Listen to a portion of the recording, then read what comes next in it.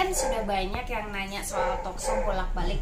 Sebenarnya artikelnya udah ada, bisa dibaca di sini. Cuma kaum netizen itu suka nggak baca. Jadi ya udah kita nanya langsung kepada penulisnya, Dok Indira.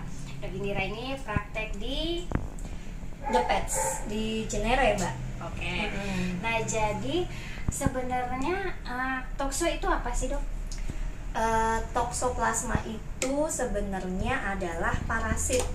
Orang selalu bilang kan toksoplasma itu virus. Itu sebenarnya salah, karena toksoplasma itu adalah parasit. Penyebabnya namanya Toxoplasma gondii. Nah, itu biasanya menularnya utamanya penyebabnya dari kucing.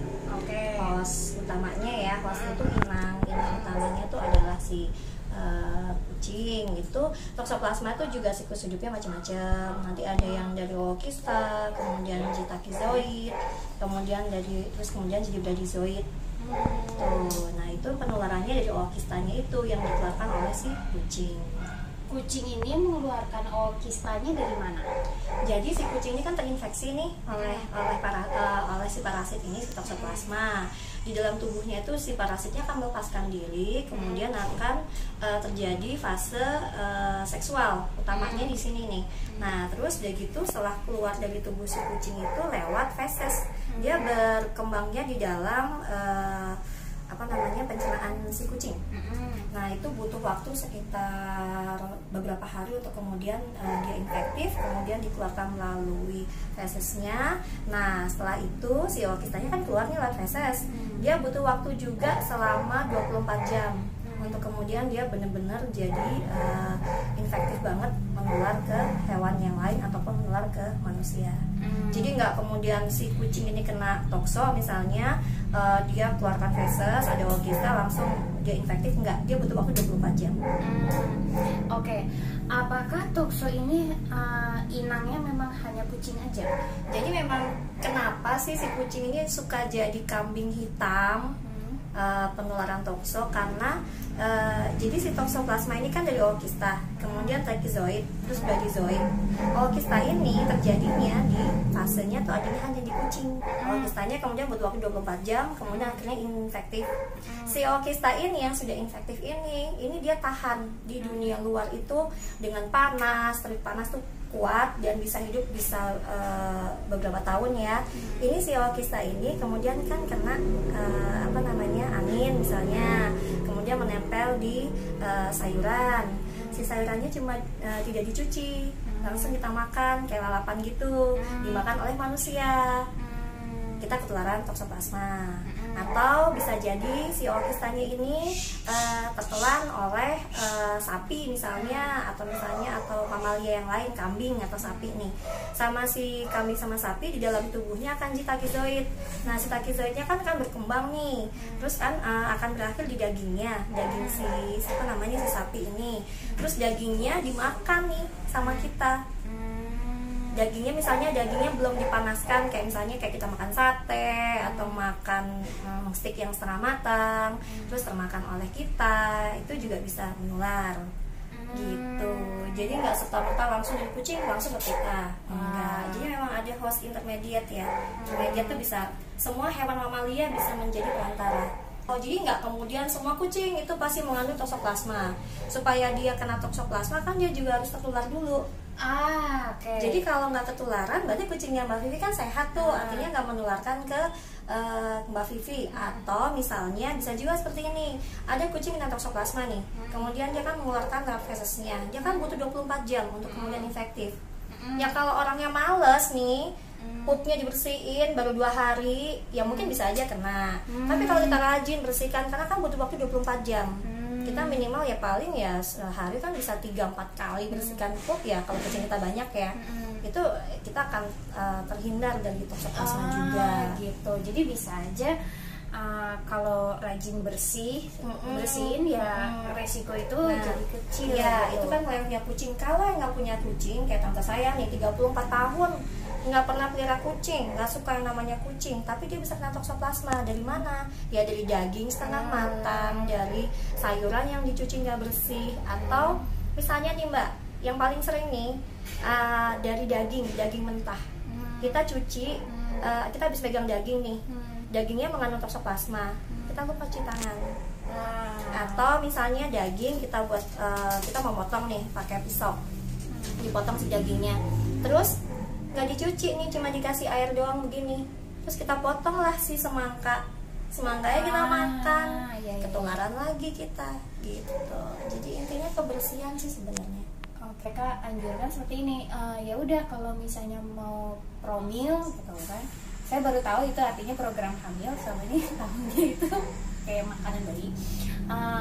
Kalau promil nggak boleh megang bulu kucing gitu, terus kucingnya udahlah disingkirkan aja karena nanti takutnya tokso gitu. Dites, kitanya dites tokso, si kucingnya juga dites tokso. Jadi fair ya, gitu.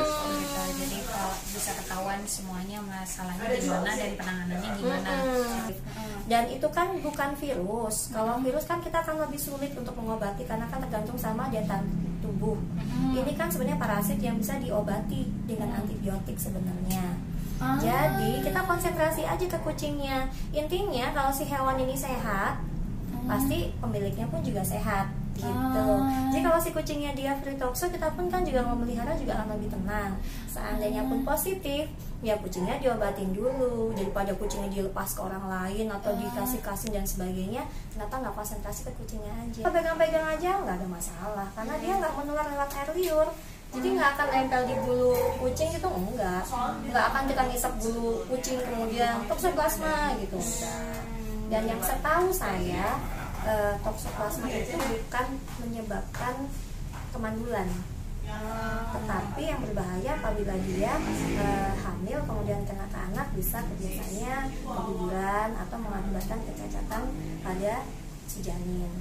Jadi itu tantenya Indira itu kena toksonya pas waktu hamil apa enggak? Pas lagi hamil. Pas lagi hamil dan dia minum obat, lalu anaknya udah kuliah sekarang.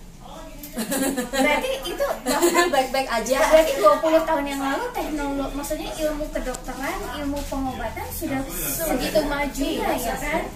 Jadi saya kena tokso kok. Oke. Jadi saya tuh kena tokso waktu zaman masih kuliah ya.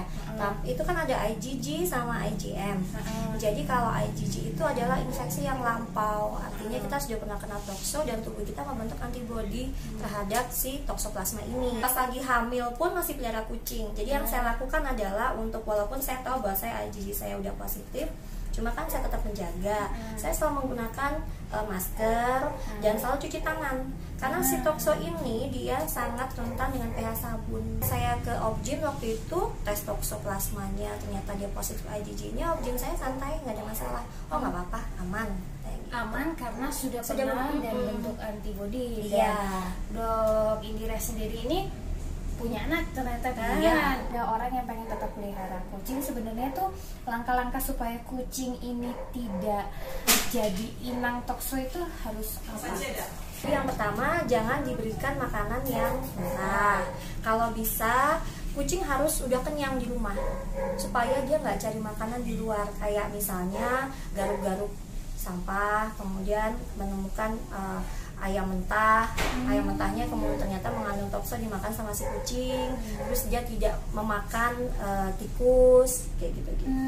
Jadi makan dia, kuncinya adalah makanan dia bersih gitu ya. Karena kan nggak ada vaksinnya ya kalau toksoplasma itu. Oke, jadi toksonya nggak ada vaksin. Ini dok, pertanyaan adalah saat ini kan beberapa pemilik hewan itu memberikan makanan mentah atau raw food gitu. Nah, itu gimana dong? Kalau misalnya makan raw food itu memang hasilnya lebih bagus. Untuk di kucingnya memang saya tahu, saya pernah melihat sendiri klien saya yang kucingnya dikasih makan raw food itu memang lebih sehat, pupnya itu lebih sedikit karena memang proteinnya terserap dengan sempurna gitu loh. Tetapi permasalahannya kita tidak tahu ini kualitas dagingnya bagaimana, apakah mengandung tokso atau tidak gitu loh. Jadi kalau saran saya, kalau yang ngasih makan raw food untuk kucing nih, utamanya kucing ya, karena kan kucing yang menyebarkan utama si toksoplasma, di-keep di indoor supaya dia, misalnya dia mengandung tokso dan kemudian pupnya di dalam, kan palingnya ya yang terinfeksi ya di situ aja, tapi tidak di luar dan mengakibatkan masalah ke orang lain. Orang tuh kucing itu ada ciri khusus nggak sih kalau dia mengidap tokso? Nggak kelihatan, Kan? dia nggak akan menimbulkan gejala Karena dia cuman inang gitu kan. kecuali jadi kan si imunitasnya si kucing ini kan bisa menahan supaya tidak menimbulkan gejala. Tetapi ketika dia si hewan ini terkena imunosupresi, kayak misalnya kucing yang terkena FIV atau FELV, itu biasanya mulai menimbulkan masalah.